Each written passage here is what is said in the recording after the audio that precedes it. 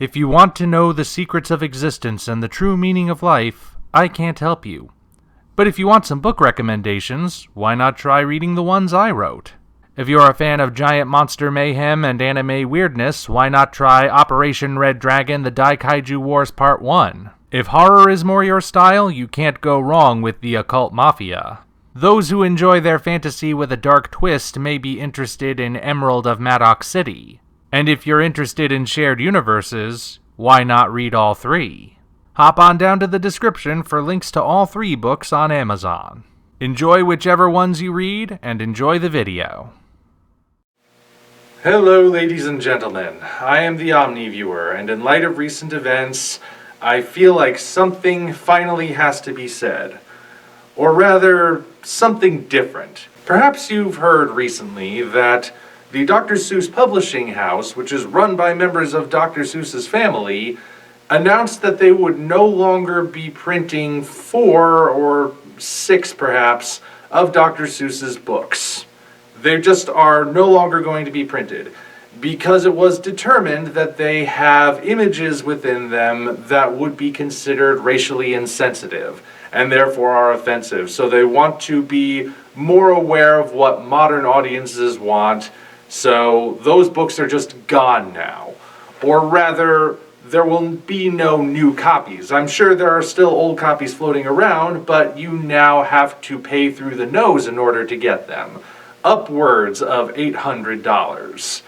And people who are trying to sell them and resell them on eBay no longer have any luck because eBay completely pulled the ability to resell those books because they apparently also want to get with the times. It is cancel culture at work again.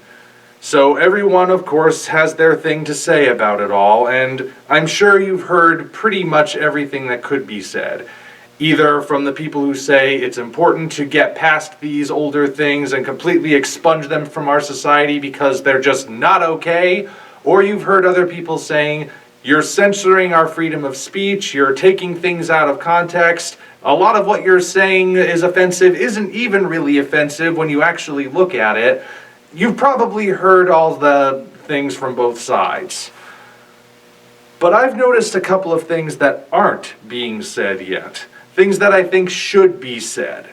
Now, just to be clear, I think cancel culture is horrible. I think it is destruction incarnate. It is destruction masquerading as construction. Because it claims it's trying to get rid of everything negative so that only positive things are left. But thus far, it hasn't actually had any sort of positive effect that I can see. It's basically akin to saying you're going to get rid of all the mold in your house by knocking down all of the walls and then not building any new ones to replace them. And saying, see, no more mold.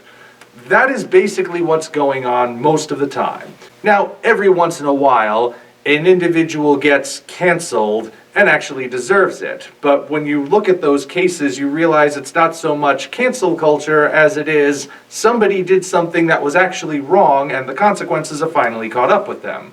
Harvey Weinstein, Bill Cosby, they did some pretty horrible things and they are paying the price for it. They got away with it for a while, but not anymore. And they deserve to suffer those consequences. Whether or not that means they deserve to be completely expunged from history, I don't necessarily think that's going to help anything. I think it's a matter of personal choice. Personally, I just haven't been able to watch any of Bill Cosby's old shows or listen to his old routines and feel right about it. So I don't. That's my own personal choice. What the future will say about Bill Cosby, because even with all the horrible things he did, he still did activism for a lot of positive causes. So which of those is going to be the thing that sticks in the future? That's anyone's guess. But right now, he had his fun, if you will, and now he's got to pay the fine. And he's paying it. But just because you have a couple of instances where someone was caught actually doing something wrong and they are now paying for it, that doesn't excuse all the instances you can name in which somebody either was falsely accused of something or something was taken out of context, and that was deemed to be equally deserving of retribution. But like I said, you've probably heard all of that before as well. A lot of people like to talk about how cancel culture is affecting our past and our present, but you don't see as many people talking about how it will affect our future. And that's one of the things I want to land on today, because that really is something we need to consider. Now, occasionally you'll see people make the argument that the only way you can possibly satisfy the cancel mobs is to have literally everything canceled, because they'll never be satisfied. And I can see the point. They haven't been satisfied yet. They cancel stuff, and if it doesn't come back, it just remains gone. But either way, they immediately start looking for the next target. And the only way to stop that sort of thing is to have nothing possibly left to cancel. You know, if you're going to keep indulging that mindset. The other alternative is to just stop indulging it. But perhaps you think that's an extreme. Perhaps you think that's just too great of an exaggeration. All right, I'll play along for a moment. Here's something that is perhaps a bit more likely. You see, cancel culture, every time it makes a move, is sending a message. And that message is, certain things will not be tolerated. If you do a particular thing, you're setting yourself up for trouble. And that's affecting a lot of things that are currently out there, yes. But it's also affecting things that maybe haven't yet manifested. Think of it this way. Suppose, just for a moment, that you have an aspiring fantasy writer. Someone who was inspired by Tolkien and Lewis and all the great fantasy authors, and he wants to write a story in that vein, an epic fantasy full of magic and sword battles and whatnot, maybe even throwing in some allegory to make it really mean something. And he has this idea all planned out as he's writing it down, and he has, of course, an army of orcs as the villains. But then he hops online to see what all the big news is in the world of fantasy, adventure, and literature and whatnot. And he discovers, and this is real by the way, that currently the cancel culture mobs are making a push against the fantasy genre because orcs are being seen as racial caricatures now. It never occurred to this author before, of course, because he never thought that orcs were meant to be that way. He's read plenty of fantasy, he knows the lore. It doesn't seem like it makes much sense. And yes, this is an actual thing. There is a very vocal movement to have orcs removed from fantasy because there are people who claim that orcs, being big, muscular, brutish, and often portrayed as the villains with weird features, are meant to be stereotypes, negative stereotypes in particular, of black people. Now, speaking personally, if I were to look at two individuals, one of whom wrote a fantasy story that has orcs as the villains, and the other who looks at those orcs and immediately associates them with black people, I think I can safely name which of those people is actually the racist, and it's not the author.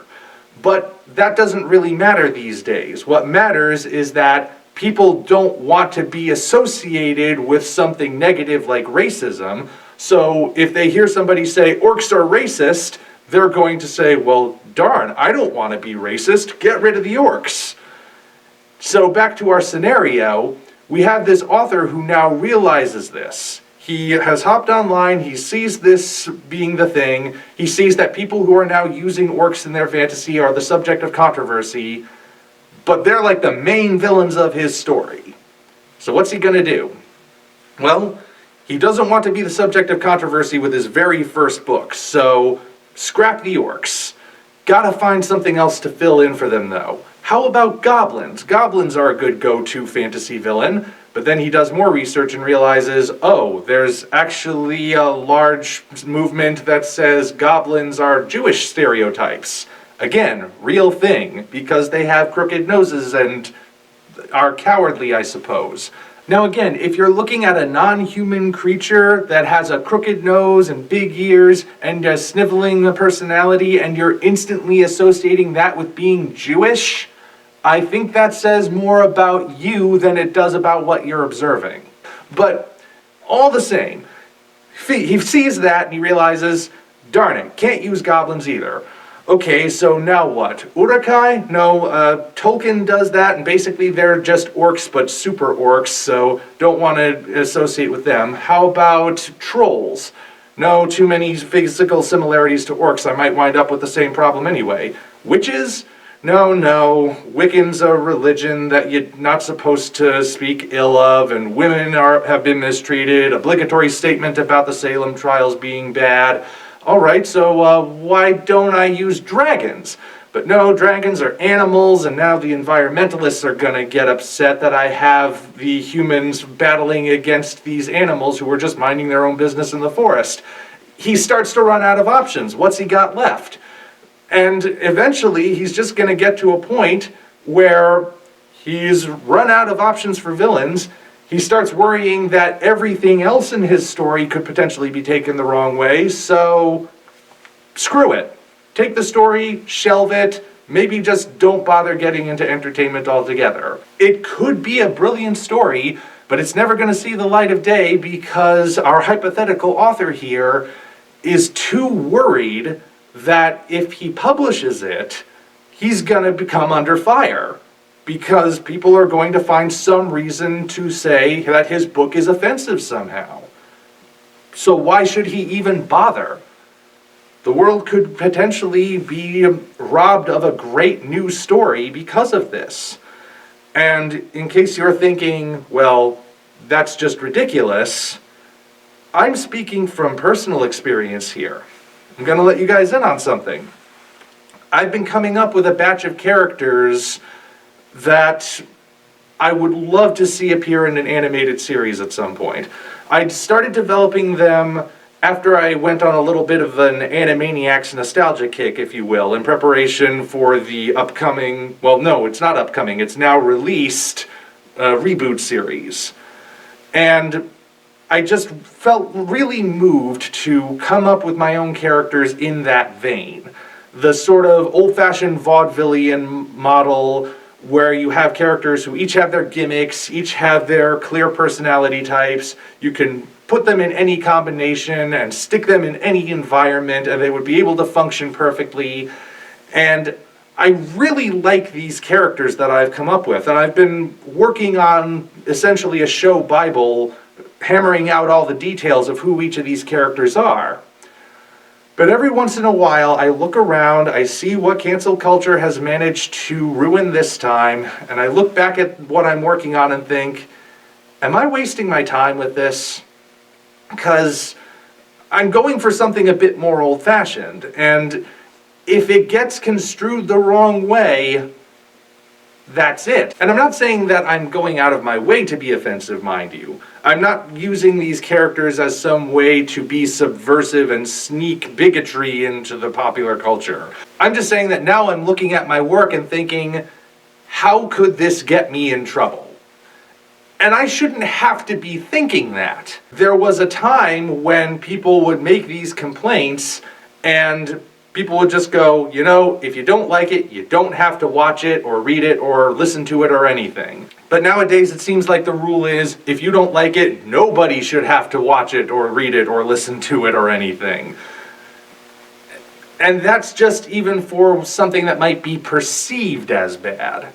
And it's putting me on edge. I've got 3 books out there now. I'm always bracing myself to wake up one day and find out that somebody has taken something in there the wrong way. But what can I do? I'm still trying to move forward, and I'm still hoping that the signs I see of the pendulum starting to swing back in the other direction, away from all of this insanity, really is what's happening and not just my own hopefulness. But it does have me worried. But of course, this whole thing was prompted by the fact that Dr. Seuss books are now being considered offensive. A small sampling of them at this point, but give it time. They'll find something to complain about with all the others.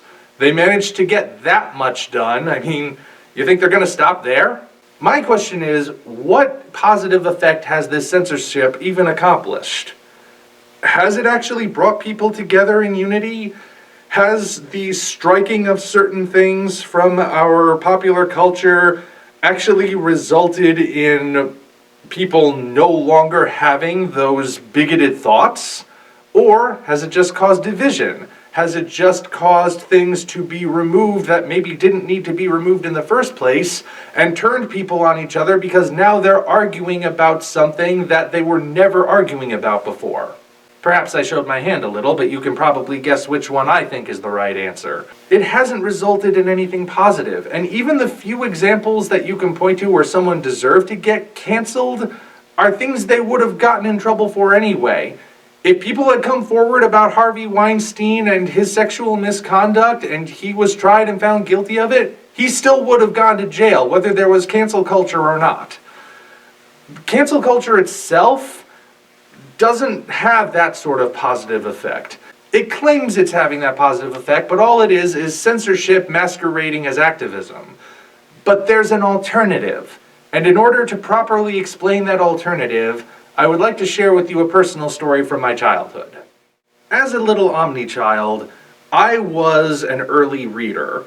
I was already figuring out how to put letters together to make words and then put those words together to make sentences way ahead of my peers. And of course that translated into me being an avid reader, which I still am today. But as I got older, my parents recognized that and decided I was probably ready to handle certain books that might have been considered old for me, but they knew that I could handle them. Among those books were the works of Mark Twain. I believe in particular it was The Adventures of Huckleberry Finn. And if you've read The Adventures of Huckleberry Finn, you know that there is a particular word in there that begins with the letter N and is generally directed towards a particular group of dark-skinned people in a derogatory manner. You know the one. Now, I had never been exposed to that word before that point, and my parents knew this word was going to be in there, so they had a conversation with each other to figure out how they were going to handle this, and here's what they did. They sat me down and they told me what this word is, why it's in the book, why it is a harmful word to a lot of people, and why I shouldn't use it in polite conversation, but also why Mark Twain was using it in the novel. And you know what happened? I learned. I understood. And I was able to now read the book knowing what this word meant and why I shouldn't never use it, but also what Mark Twain was doing by using it. Because Mark Twain was very against Southern culture and how it treated black people, believe you me. But at the same time, that particular word was common vernacular, and he couldn't very well comment on how white people were treating black people without having them say it. So, even though the word is there, it's a necessary word. But by explaining it to me, I learned something. But do you know what I would have learned if my parents had decided to get rid of the book and never expose me to it? Or if society at large had decided the book was dangerous and should be censored and every copy should be burned? I wouldn't have learned a darn thing. Not at all. Because you can't learn from something you don't have access to.